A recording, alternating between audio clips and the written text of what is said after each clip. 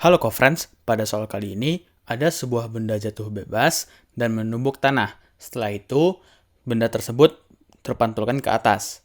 Diketahui ketinggian awal benda tersebut adalah 80 meter dan koefisien restitusi adalah 0,2. Yang ditanyakan pada soal kali ini adalah berapa kecepatan pantul benda setelah menumbuk lantai atau tanah.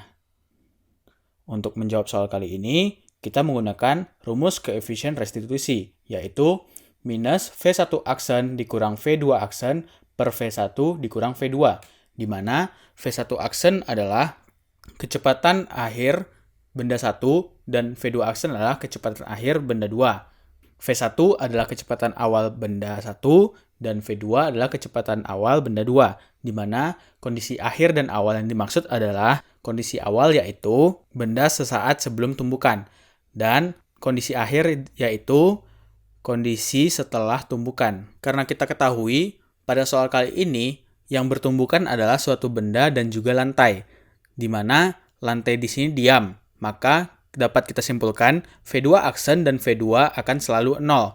Maka rumus koefisien restitusi kali ini dapat kita tuliskan sebagai minus V1 aksen per V1.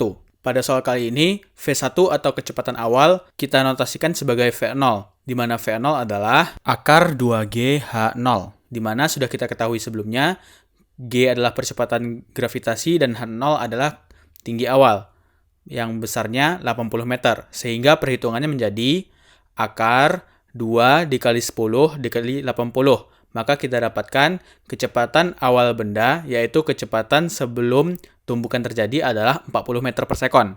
Sebelumnya sudah kita ketahui, persamaan koefisien restitusinya adalah minus V aksen per V0. Atau kita bisa buat menjadi V aksen sama dengan minus E dikali V0. Kita sudah dapatkan tadi V0 besarnya 40 meter per sekon.